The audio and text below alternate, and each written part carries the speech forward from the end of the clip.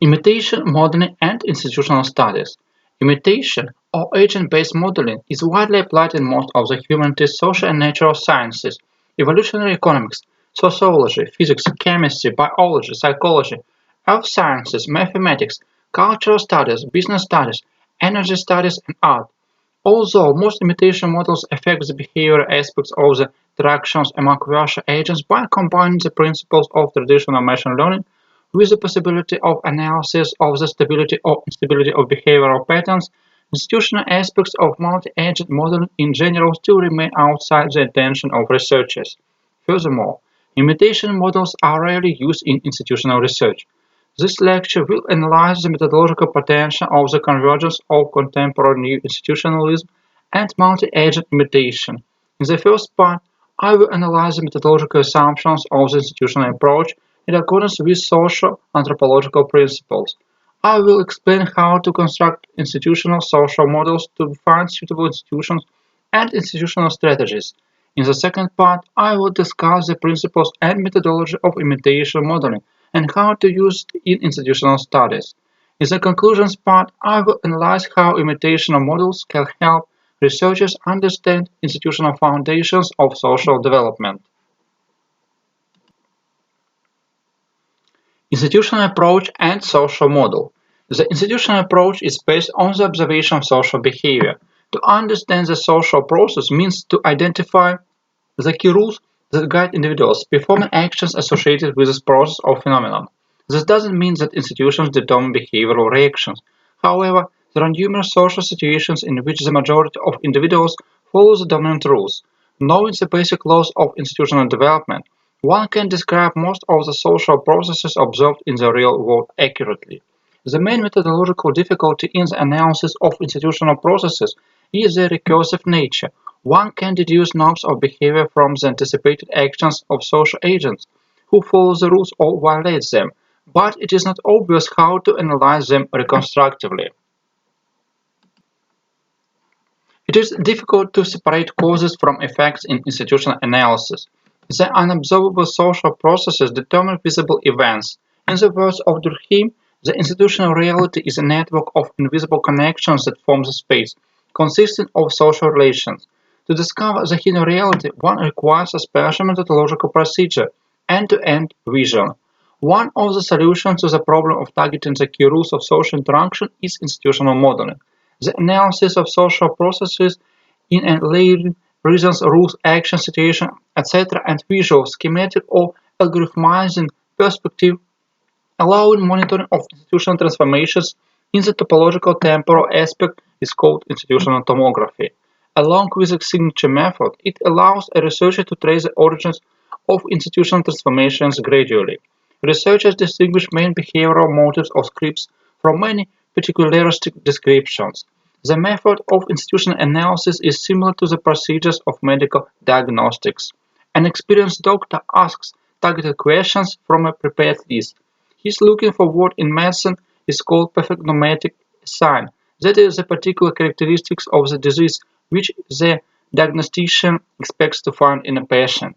Then the doctor considers less probable signs, knowing that the patient can have difficult identifiable symptoms of one or several diseases at once. Most of the behavioral actions are not pathognomatic.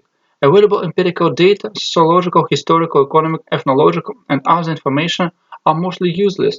They are rarely used to check the institutional hypothesis and are rarely available in aggregated forms. The available data are not convenient to use. They often miss important details containing only general information about social behavior. Sometimes secondary data exist, but access to them is complicated, technically and administratively restricted. It requires authorization with a special access order or is costly. However, the importance of such information cannot be underestimated. Many new institutionalists tested their hypotheses on retrodata. For many, credible hypotheses are not sufficient for empirical studies. Valid data are combined with untested, questionable, or quasi-historical information collected for other purposes. As a rule, there is no reliable statistical base.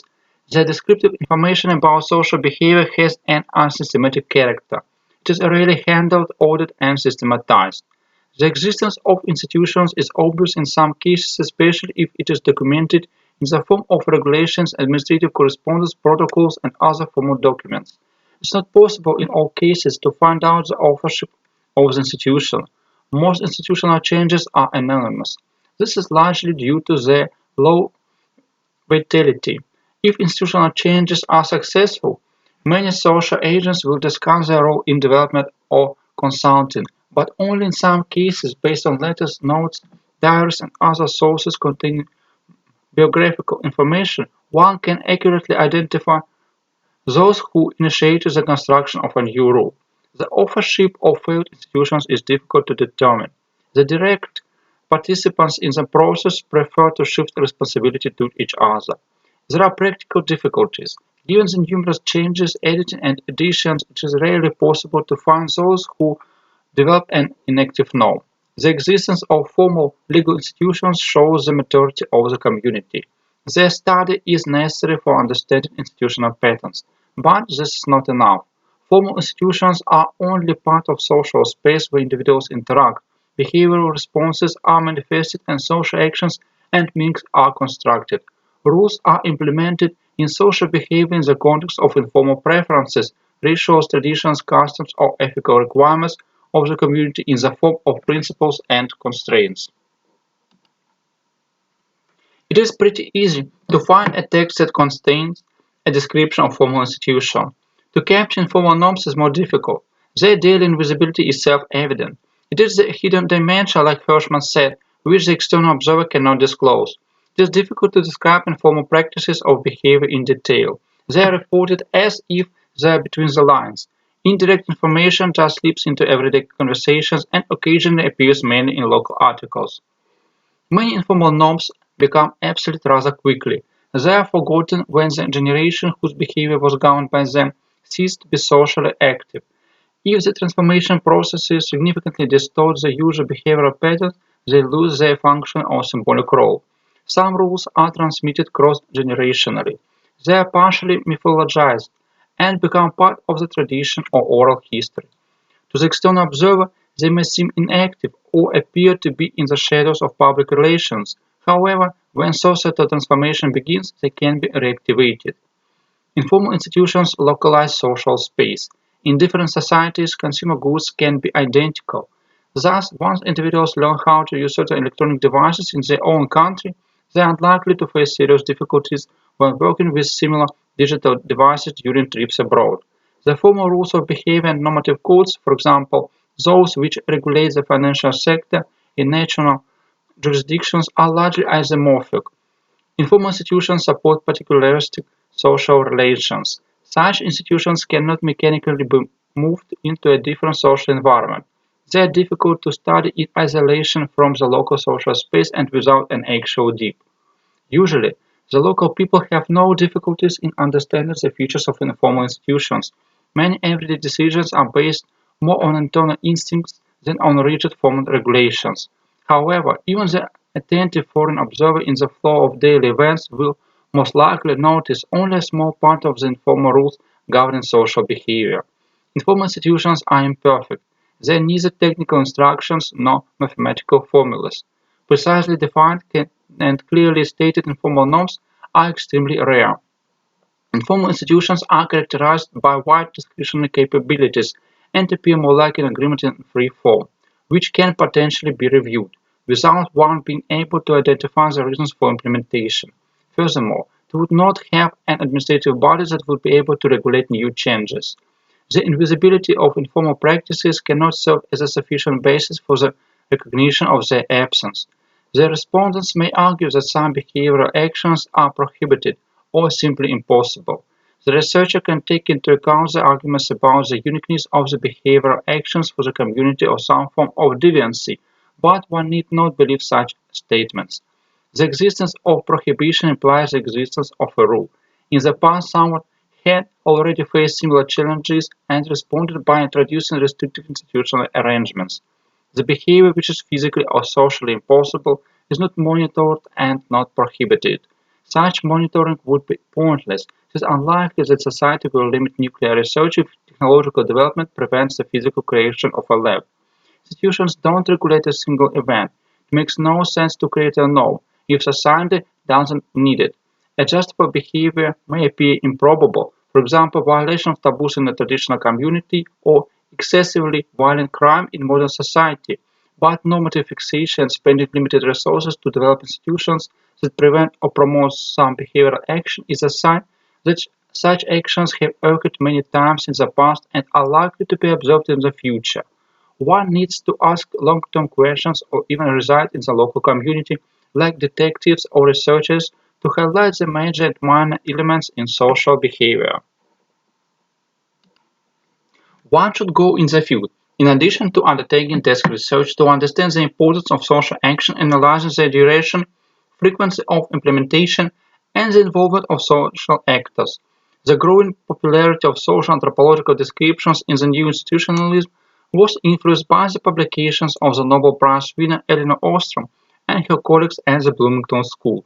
Even unambiguous rules can be understood in different ways depending on the goals and interests of social agents. People have different experiences and actions are prepared in a particular social context. Sometimes individuals just don't want to disclose information about institutions. Some people make mistakes or unintentionally mislead in the pursuit of particularistic goals and by considering the broader societal context. The results in the received data containing errors, incorrect analogies, or omissions. In some cases, to assist researchers, the respondents invent behavioral actions, the description of which, as they believe, can benefit the research project. The question is not about an overt oral communication hyperbolizing everyday life, using a variety of assessments and opinions. In an effort to control the impression and show them in the best light, individuals sometimes embellish their actions. In extreme cases, the respondents play a theatrical character trying to convince that the user and beautiful but inactive custom exists. Or they try to convince about the absence of ugly and outdated traditions. Such intentions may be good, however it doesn't matter. If one cannot relate the intentions and actions of social agents, the study will lead to very superficial and at best ambiguous conclusions. Another situation is more common. The respondents sincerely try to help researchers by providing detailed descriptions of behavioral actions or events. Then the amount of information, including ones not directly related to the problem, grows rapidly. It takes more time and human resources that have been allocated for institutional analysis. Usually one realizes this only once the work has finished, and researchers are faced with a task that is similar to the technical challenge of electronics, the separation of coherent signals from random noise. One needs to capture a recurrent behavior which can form an institution, regardless of how unusual it looks in the eyes of the community or from the point of view of an external observer. It doesn't matter whether this is approved behavior in society or meets condemnation. However, it is better to double-check the institutional practices that seem strange, exotic, or unusual for other communities existing under similar natural and socio-economic conditions to minimize the influence of Pygmalion effect. Although usually all or most of the community recognizes the existence of certain rules of behavior, regulating social relations that are of interest to the researcher, different informants often report on virtually different norms. Such information may be invalid, inaccurate, or unreliable. The institution may be outdated or not applied to real social behavior. Sometimes the rules appear and disappear before the researchers have had the time to fix them. The researcher often doesn't keep up a continuous stream of institutional development. Therefore, one needs to consider the temporal and spatial institutional dynamics, to analyze the history of institutional reproduction, transformation, and disintegration. In some cases, one has to undertake real archaeological digging to raise several layers of information from previous periods. Actions, behavioral episodes, or norms are not a single point, but rather a vector or a sequence of iteration vectors in the institutional field. By fixing some institutions, one cannot expect that they will be stored in an unchangeable form in the community. Even simple questioning can become the triggers of institutional change. Strictly speaking, it is impossible to measure the institution not breaking the institutional processes. The wordings of institutions are usually inaccurate. Ambiguity, uncertainties of perception and interpretation, ambiguous and contradictory assessments are found not only in determining the significance of the institution, but also in the implementation of the standards. This is natural, since the scope is constantly transformed, institutions become obsolete and out of active use. The social process is similar to the physical or moral depreciation of production assets. Some institutions disappear because of irreversible technological change. It is clear that the academic norm what is spoken in a university classroom is not subject to publicity, as described by Robert Merton, cannot be relevant in terms of the general students and teachers' technological equipment of electronic gadgets. Some of the relations among institutions can be illusory. The similarities between the analyzed rules are illusory in the community if they are not viewed as interchangeable or related ones. Relations among norms of behavior can be polycentric or binary ones. The most common are polycentric ones, linking several institutions. Institutional linkages can be combined in a single class or association. The association may have a name capturing the essence of the institutions. For example, institutions of a market economy include quite different behavioral norms in the economic, political, and social spheres. Another important characteristic is the multiplicity. It shows how many institutions can participate in the association, usually a specific number or range of numbers, and the minimum number of institutions necessary for the association to be effective. According to this principle, one estimates, for example, the number of legal acts that need to be taken if a country wants to join the World Trade Organization. It is difficult to establish the causes that lead to an institution forming by not recording when it was first mentioned. Many informal institutions would have disappeared without documentation. The inability to lift layers of information for past periods is a necessary evil, although with the development of qualitative research such losses become smaller. It's not always efficient to directly ask for the reasons of social actions that individuals undertake. It is difficult to evaluate the motives of those who construct, transform, or reinterpret institutions. Such questions are difficult to answer. Firstly, words are worth a beat. This doesn't mean that the problem is a personal lie, although this aspect should be taken into account. However, claims about the compliance or non-compliance of the rules are unfounded if they are not supported by actual behavior. Secondly, the formation of institutions is an evolutionary historical process. It is isomorphic to patterns of ethnic identity formation and culture development. Although each member of society has some influence on these processes, primarily through oral and written communication with others, there is no equality between individuals. The influence of linguists, politicians, and public figures is stronger than the impact of ordinary citizens. Thirdly, the process of institutional reproduction rarely has a conscious character.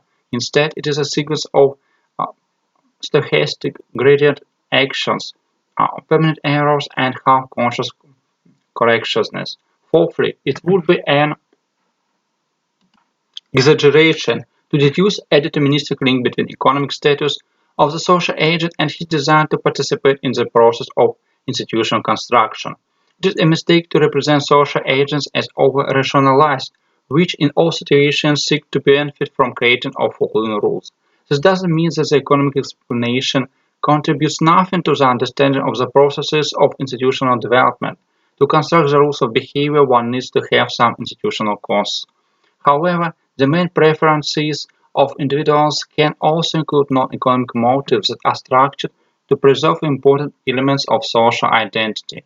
Finally, one cannot deny the fact that even in a relatively homogeneous local community, that is, a community which appears homogeneous to an external observer, different members can use institutions to varying degrees in everyday life.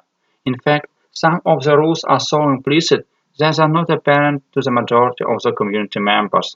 These institutions are the most difficult to conceptualize. Individuals simply cannot understand the rules that one tries to talk about. This leads to the information being incorrect, containing errors, omissions, or superficial analogies. Some information comes from deliberately unidentifiable or anonymous sources. There is no single methodological solution in such situations. It is preferable to use some combinatorial algorithms for recognition and processing of unstructured information enables the aggregation of individual messages and arbitrary individual opinions in group evaluations. For example, the systems of web analytics of Yandex and Google allow researchers to analyze how often such queries are made on norms.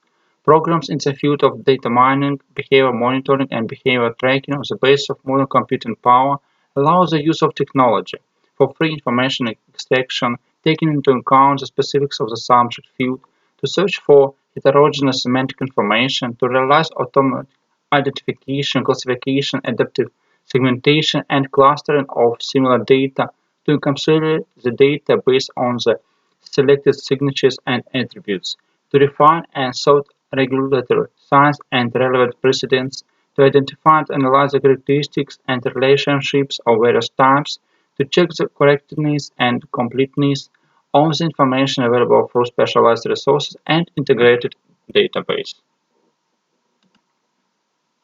For many respondents, informing researchers is actually the first attempt at conscious reflection of life experience. In the context of everyday life, individuals usually don't take into account the frequency of behavioral actions and don't structure the information in some qualitatively homogeneous groups of objects according to relevant characteristics. Their categorization is done after studies or by leaders of the community, non-government organizations, or authorities, if they need to find precedents to use everyday behavioral practices in administrative management.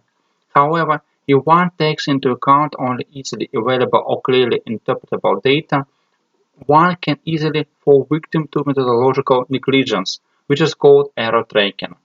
The researcher may not be like a camera which automatically records everything happening.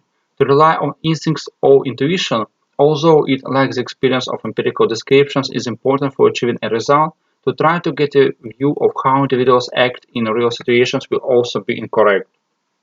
To obtain valid primary data, one needs to adhere to a selected methodology of collecting, tagging, and validating data about institutions. The methodology must suggest the optimal procedure for detecting social effects, selecting quality indicators, and methods of obtaining reliable and formalized information about the behavior of social agents. It can include a discussion of institutions within the community and beyond, collecting a set of documents, reference materials, government documents, publications of professional associations, research organizations, etc. in natural form. One needs to create the most detailed behavioral map that allows researchers to see the overall picture of institutional development. One needs to understand whether individuals are aware of the existence of institutions and the regulation of everyday behavior based on them. In the ideal case, one needs to digitize them. The electronic database will allow researchers to register and account for all the institutional changes that are recorded during monitoring. One needs to figure out how often institutions are used by and in what context. Does the implementation have a regular, cyclical, or episodic character? What proportion of the community holds different opinions in the evaluation of the institutions, and how to solve institutional conflicts and collisions? The methods used by the community to avoid informal social, administrative, or state control. The variety of institutional violations and how the community eliminates institutional flaws. After defining economic, political, cultural, and natural conditions of the environment, researchers usually develop optimal rules of social interaction. New institutionalists, like Oliver Williamson, adhere to the methodological principle of correctedness.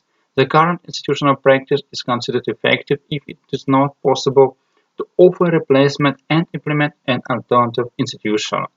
Their goal is not to mechanically use readily available and similar recipes of successful transformations from electronic textbooks, but to find an optimal balance between social norms and economic institutions which can preserve the stability of the community. The effectiveness of the institutional model is empirically tested in a societal context in accordance with the principles of participatory action research. One assumes that the study of the social world leads to changes. New institutionalists implement new rules in the local community, analyze the social transformations that are occurring, and in case of finding broken or incorrect social norms, make the appropriate institutional changes. Along with the deep social anthropological descriptions involving field involvement in the community, new institutionalists Use laboratory experiments. Targeted rules of behavior are analyzed in social dilemmas of conflict and in interactions of a cooperative nature within some pre-framed cognitive and information parameters of the possible behavior of individuals. New institutionalists change the behavioral incentives stimulated by a test group or groups and compare the data obtained with the results from control groups, which are not stimulated by experimental effects. Usually new institutionalists use variations of the prisoner's dilemma with the possibility of achieving or not achieving a Nash equilibrium by place after a predetermined number of moves for laboratory experiments. After analyzing the results of all rounds of the game interactions, the researchers make a conclusion about the applicability of the institutional model for the study of the particular social interactions. The principles and methodology of imitational modeling. According to the ontological meaning, the model is any set of interrelated assumptions about the structure of the world. To create a model of social behavior, one needs to develop axiomatic specification and characterization of rules in accordance with which algorithmized actions are implemented. On the basis of descriptive logic and the conceptual propositions of the particular hypothesis, in particular within the framework of institutional theory, the researcher must specify what is considered to be an agent and a move, that is, how different are the subjects and actions they implement, how to take the timing into account, whether the length of game actions has deterministic or random task characteristics. There is no clear timing in virtual simulations, but in practice they are limited to the time of the tasks of the researcher. How the front-end interactions between a user and the program of the program is organized, what is considered as game results, what state of the virtual interactions is perceived as terminal by the experimenter, how to take into account in the tested model the social and physical restrictions of the real world.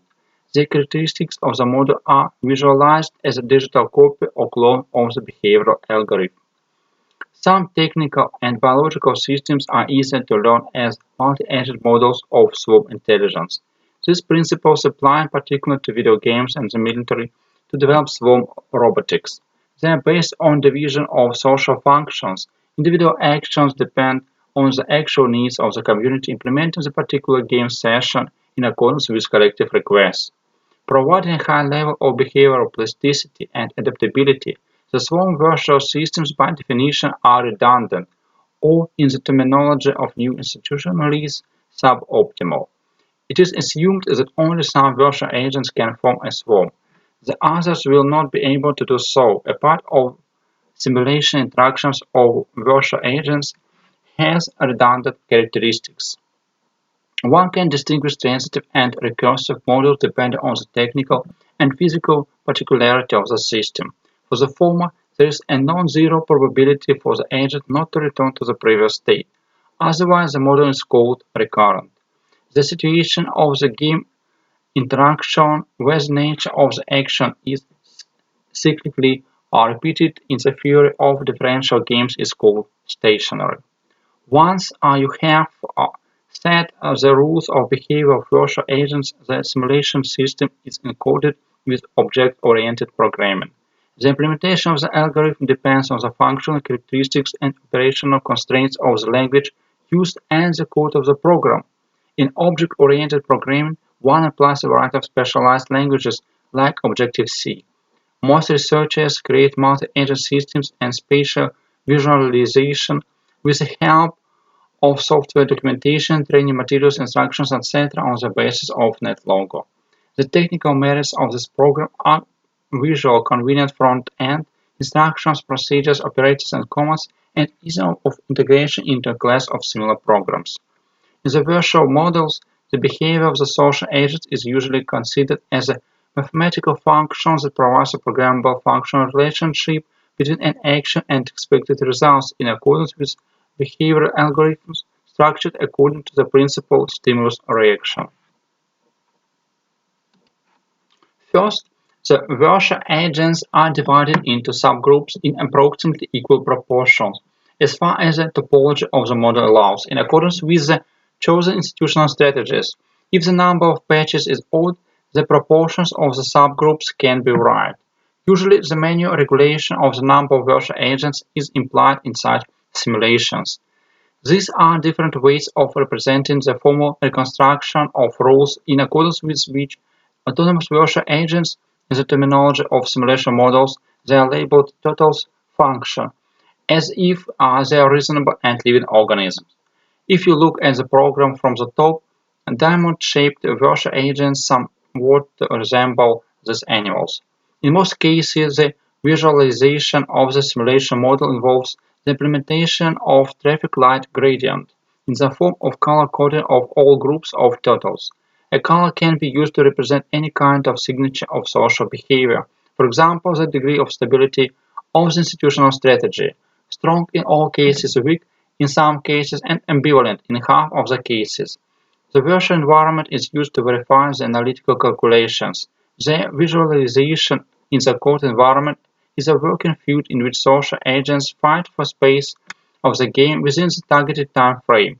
The topology of the virtual environment is a two-dimensional homogeneous grid, which has been bound in all directions and consists of many discrete cells, patches.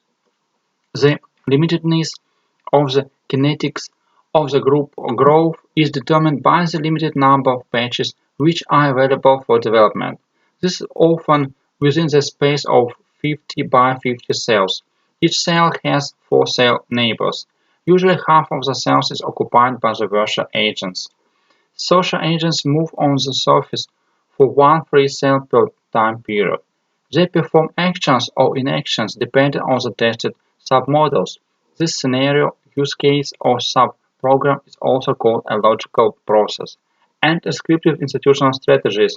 The agent performs a stochastic action, for example, interaction with another agent of their or alien groups, in accordance with the rules depending on both agent's state and the messages received from other players and their condition. Usually, researchers are interested in the evolutionary development of simulation models. The program includes the function of reproduction. Initially, the agents receive several points of the reproductive potential. Reproduction is subject to a few rules. Firstly, it only happens if the agent has enough points. Secondly, there should be a free space next to the agent for a new total to live. Thirdly, obtaining or losing points is determined by the institutional strategy and the overall good fortune of the agent in the period of the iterative operation of the program. The time period is divided into 3 stages: move, action, changes in reproductive potential, counting points. Agents that don't have reproductive potential lose vitality. They are forced to leave the gaming space. The determination of numerical values of the controlling parameters, for example, the rate of appearance of new agents, and the threshold parameters of the model determine the character of the institutional strategies in accordance with which virtual populations are formed. Their vitality, survival, in the competitive interactions is tested by multiple simulations. The survival of a virtual agent is determined by its potential reproduction, the energy level. Every action takes energy, but the results of some interactions are avoided with extra energy units. If random moves and the institutional strategy of the agent doesn't allow reproducing energy stores, that is, if the energy level decreases below a certain threshold, the agent dies. If there are not many game periods, it is difficult to evaluate the dynamics of the system within the time frame and define the key conditions of its transition into a stable state. In natural sciences, one believes that there should be at least several hundred or even thousands of observations or experiments.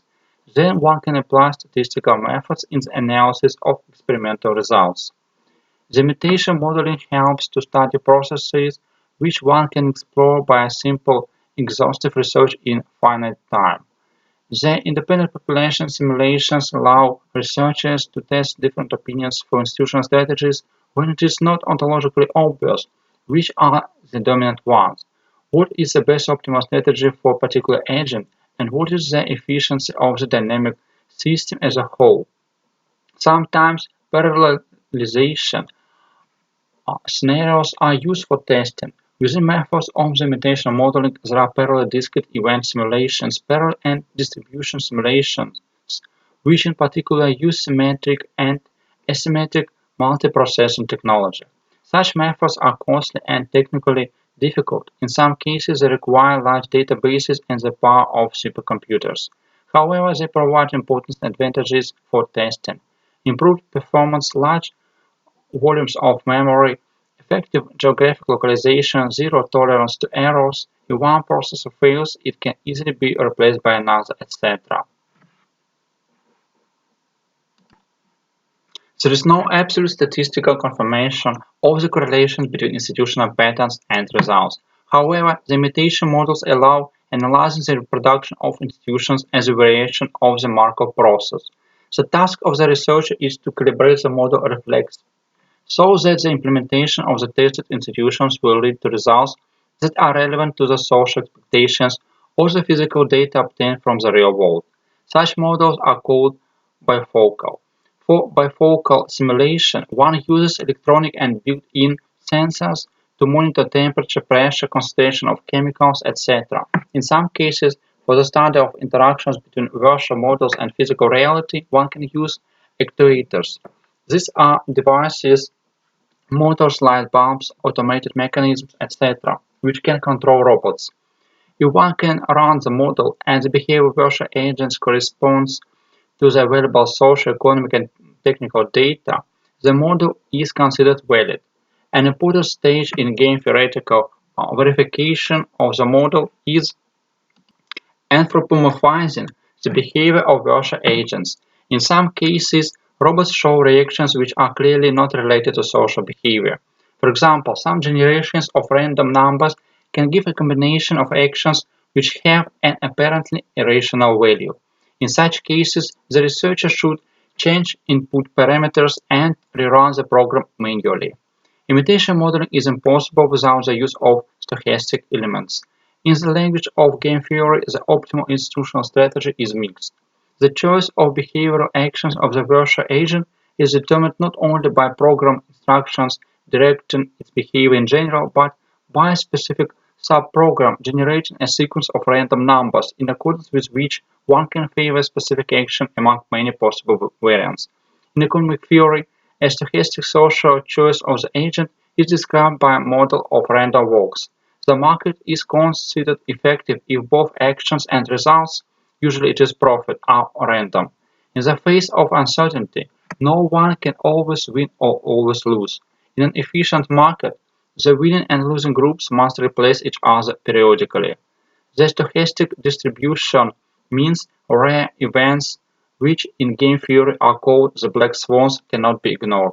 The probabilistic choice of the initial position of the virtual agents and actions in the space of patches, uncertainty of the timing of game, etc., give some evolutionary elements of impartiality and unpredictability to the virtual model, allows the analysis of the results of social transactions by using the law of large numbers.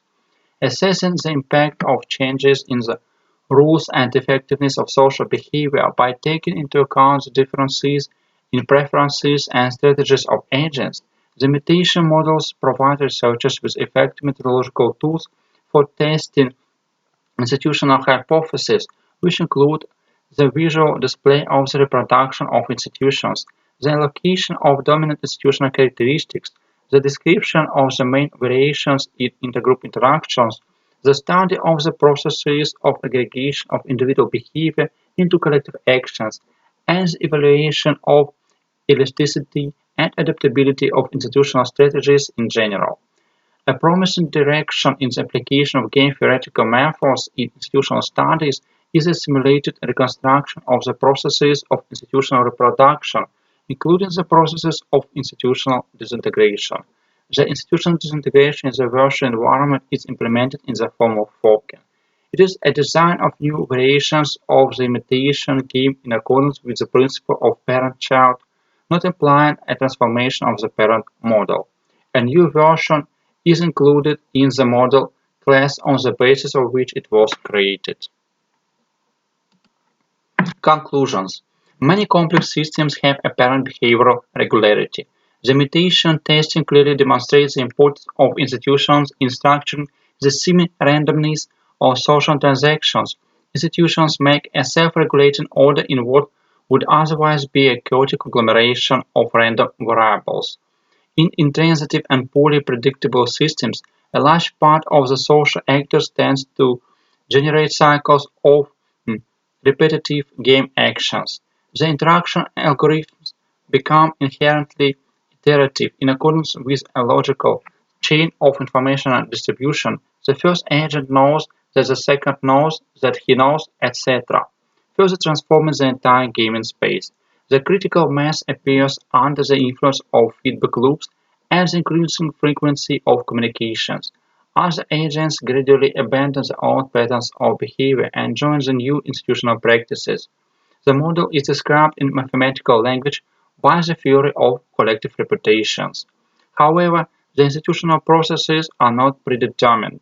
The probability of a new institution occurrence never reaches 100% even under optimum conditions of reproduction. As a result of testing, the model of signaling games has shown there are two sides trying to define the rules of mutual understanding through the use of signals of different functional orientation. Conversely, stochastic uncertainty of institutional development allows the successful formation of many deviant behavioral norms that are structured in an originally ineffective social environment. Imitation modeling shows that it is impossible to provide unambiguous results under any given parameters. In the long term, the institutional processes are not determined by initial conditions.